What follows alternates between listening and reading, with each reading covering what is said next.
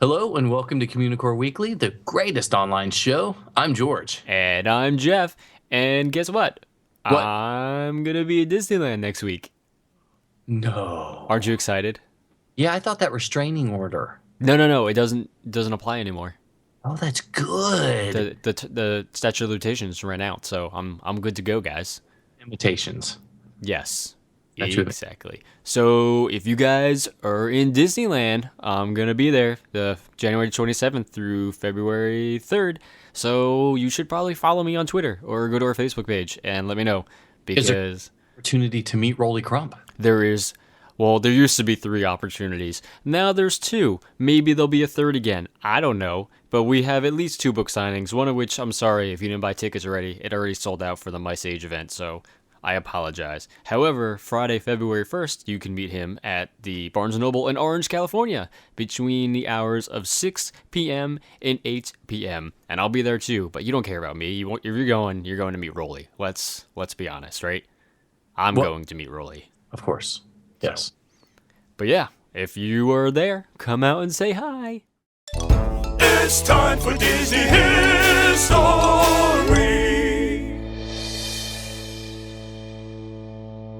Captain EO is a 3D science fiction film which starred Michael Jackson, was directed by Francis Ford Coppola, and was executive produced by George Lucas. So it was like a total powerhouse, holy trinity of awesome going on.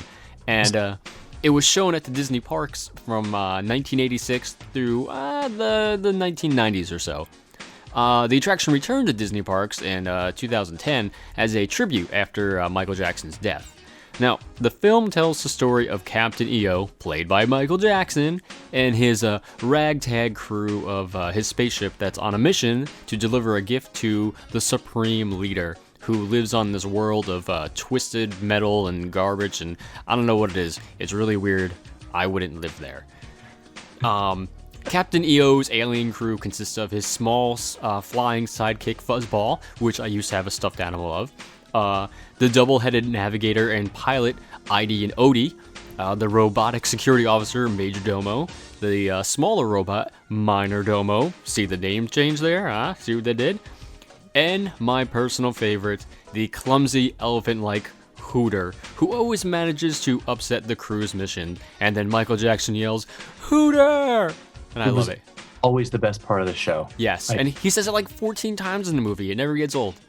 Yelled Hooter. So, well, once the crew arrived on the planet, they were captured by the henchmen of the Supreme Leader. Not the John henchman, just the henchmen of the Supreme Leader. I see what you did there. Pretty good. So, and they were brought before her. She sentences the crew to be turned into trash cans and to be used at Disney parks. I couldn't resist that for Steve Tanner. And Captain EO to 100 years of torture in her deepest dungeon. But before being sent away, Captain EO tells the Supreme Leader that he sees the beauty hidden within her and that he brings her the key to unlock it, his song. Okay, I'm not going to sing. We are here to change the world. Okay, I did too. I made it without singing. Okay. I really thought you were going to break and sing anyway, but good job. So in the end, Captain EO defeats the Supreme Leader's forces, does a dance number, and transforms the Supreme Leader into the gorgeous Angelica Houston and her planet into a paradise. A celebration breaks out to Another Part of Me as EO and his crew triumphantly exit and fly off into space. Ooh, Now- two songs. I'm impressed. You had two song titles and you didn't sing either, so kudos. The film itself, it grew out of a partnership between Disney and George Lucas. And Lucas brought Coppola aboard to direct because he kind of wanted to stay on in just the producing role. So the story was written by Rusty Lemorandi. I don't know how to pronounce his name. It's spelled like lemonade, but there's an R in it. So there you go. He wrote it, Lucas wrote it, and Coppola wrote it. And they got the story idea from Walt Disney Imagineering. And Coppola actually came up with the name Captain EO, which is derived from the Greek term Eos, meaning the goddess of dawn.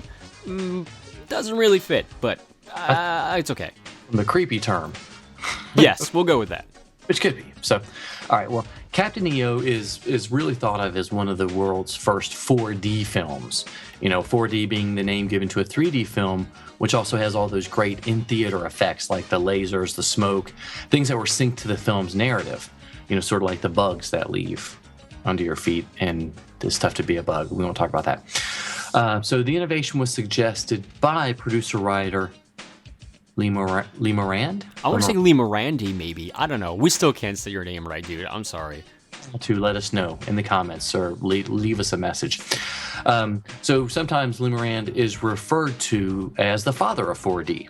Captain EO, of course, made full use of all those 3D effects. The action on the screen extended into the audience, included laser impacts, smoke effects, and star fields that filled the theater. These effects resulted in a 17-minute film costing an estimated $30 million to produce. And at the time, it was the most expensive film ever produced on a per-minute basis, averaging at about $1.76 million per minute. Slightly more than it costs us. Yeah, just a little bit more. So when they brought it back in 2010, it didn't include the in-theater laser and starfield effects, because it was retrofitted to be used in the Honey, I Shrunk the Audience theater, which they changed when they played Honey, I Shrunk the Audience for years. It does utilize the hydraulics previously used in Honey, I Shrunk the Audience to make the seats shake along with Captain EO's starship, and they also use the LED floor lighting, which is new to the theater at the time. They're also used for the bass-heavy musical numbers, and I say musical numbers like there is more than 2 of them. There's only 2 of them. I apologize. The seats also bounce to the beat of Jackson's singing. Now, the Honey, I Shrunk the Audience seat back misters are also employed when Hooter sneezes at the audience. I don't know about you, I love this movie. Mm-hmm. Just don't pay too much close attention to these seat misters. Yeah, if you're too close, Hooter he'll get boogers on you. Yes, he will get boogers on you, And then as you walk out, you will be singing, "It's just another part of me." And then the guy behind you will be like, "Hooter! Hooters!" He's a nerd, he's a geek, but we all like to hear him speak. So listen up to the words from his speech. It's George's Book of the Week. The Art of Walt Disney, From Mickey Mouse to the Magic Kingdoms and Beyond by Christopher Finch. This is a review of the 2011 edition of the book. The Art of Walt Disney is one of the most revised books about Disney. It was originally published in 1973 and has seen many editions since then. I do happen to also own the 73, 2 of the 75s, the 99, and a few others in between. What I really love about this book and what makes it so important is that it's one of the few books to actually look at the company as a whole. And not just the animation or the theme parks, but all of the major roles, so to speak, that the company took. The book is huge and has over 500 pages. Wow. So the book starts with a look at Walt's life and how he got started in the animation business. We follow him from Kansas City to LA, and with the introduction of the Alice comedies, Oswald, Mickey, and the Silly Symphonies. It takes up about 75 pages of the book. But the real heft is dedicated to the animated features. We don't get to look at every animated feature, and a critical and historical eye is turned towards the films that Finch feels garners the need for more attention. They're the big ones, of course, that even most non-Disney fans could rattle off. It even covers Home on the Range. What? Yeah, I couldn't figure that one out, but it does end with Tangled, so it's pretty current. So you have over 200 pages actually set aside for animation. But we do have to remember, that animation was the lifeblood of the company. It's really what kept it going, started it, and gave us all the money to have everything else. Pixar is given about 40 pages in the animation section, and you'd be surprised at how intertwined the history is that Disney and Pixar have shared, even from the beginning. It's a fairly developed look at Pixar and how they changed animation and the Disney company forever. About 25 pages are given over to live action. Granted, it's not as important in the grand scheme of things, but there's still many years that live action helped keep the studios going. It's a rather spotty chapter. It manages to hit the highlights of the highlights, including the Pirates of the Caribbean franchise. I've never heard of that one before. Yeah, well, I guess the next edition will have to have Marvel. And then Star Wars. Oh, yeah. Yeah. So, okay. Well, the section on the theme parks is just 50 pages. This includes all of the Disney parks throughout the world. There's nothing groundbreaking, nothing that we haven't seen before. The cool thing was there was some computer artwork that very faithfully recreates the Cars Land expansion. So I think seeing this in 2011 would have been pretty cool. And it's a good general look at the theme parks. It really is a book, though, that I recommend for every Disney fan. It presents the history of the company that's accessible by anyone, and it's one of the few places to see all of the history in one place. My biggest issue with the book is that it's presented in silos, so to speak. Each section treats the animation, the live action, the theme parks, etc. as separate, almost as disparate functions of the company. And I'd really like to see a history of the company that's actually chronological, since each arm of the company is really connected and they have influenced each other greatly. Still, it's a great title for every level of Disney fan. The title is The Art of Walt Disney, From Mickey Mouse to the Magic Kingdoms and Beyond by Christopher Finch. What we liked, what we didn't like, gays and the booze. 60-second review. Well, Jeff and I both received review copies of Frankenweenie, Tim Burton's latest stop-motion animation film that was just released on Blu-ray. And wow. That wasn't a good wow. No, that wasn't a good wow. We both reviewed it on Mice Chat for our Disney review column, and we were surprised at the reaction we got. You have to check the comments out. But before we get into that, let's talk a little bit about the film itself. Yes, the film itself. Well, let's talk about the good aspects of it. Blu-ray. It is on Blu-ray, and it's definitely a movie. It is a movie, and we definitely watched it. The box was blue, which was nice. Yeah, that's true. That's well, true. It's based on a 30-minute short that they were able to do back in the mid-'80s, I think 1985. I think it was 84, 85 that Tim Burton did it. And the short was absolutely fantastic. So somebody at Disney gave him the go-ahead to make a full-length motion picture out of it.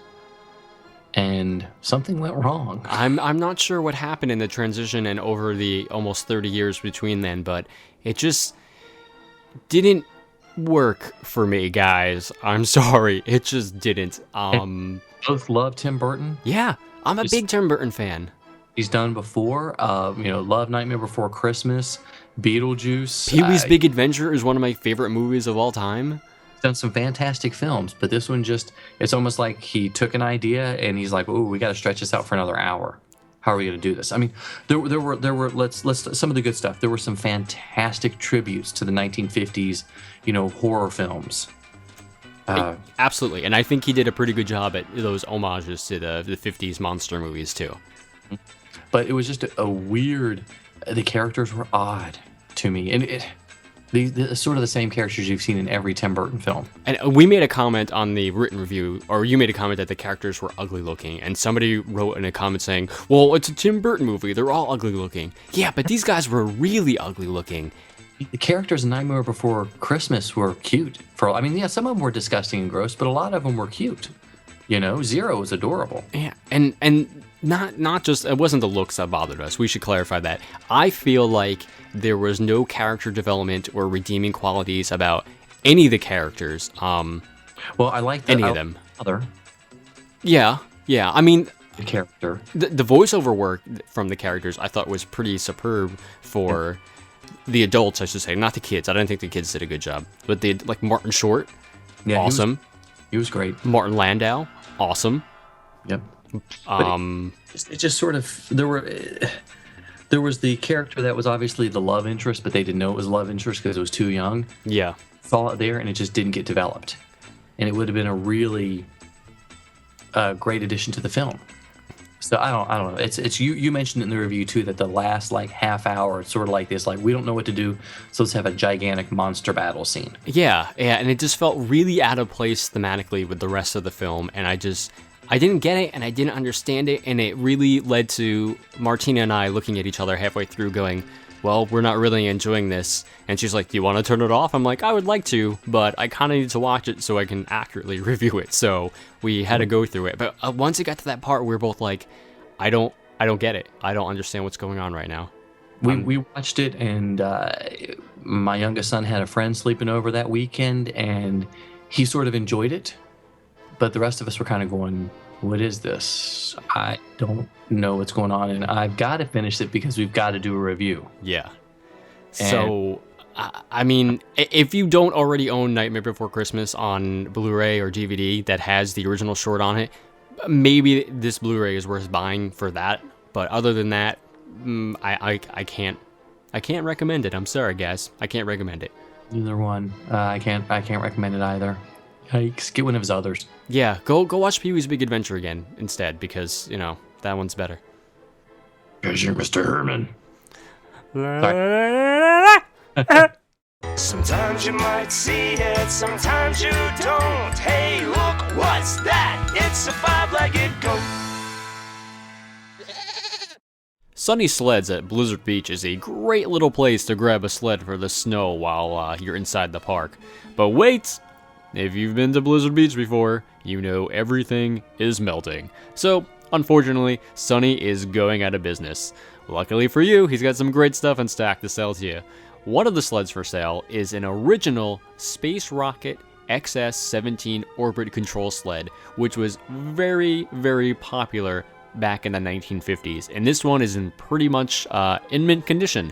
When we first saw it, we saw the XS and we thought it had to do something with the alien encounter, but apparently we're dumb and it has nothing to do with the alien encounter ride. It actually is a legit brand that was super popular back then. Sorry, I wasn't born in the 50s, so I don't know that stuff. Sorry, guys. Anyway, it's there, and if you name your price, I'm sure Sonny wouldn't mind selling it to you, because, as the sign says, he loves to bargain.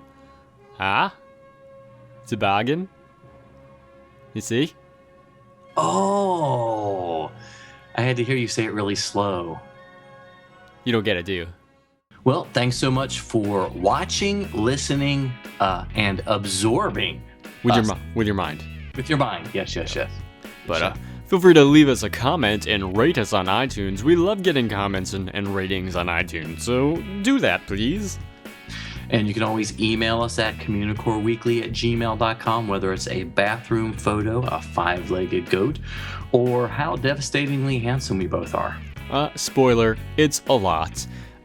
You can also like us on Facebook at facebook.com/Communicore Weekly. Yep. And you can always follow us on Twitter. I'm at ImagineNerding, and of course he's at Jeff Heimbuck. And I'm George. And I'm Jeff. Thanks so much for watching. We'll see you next time on Communicore Weekly, the greatest online show.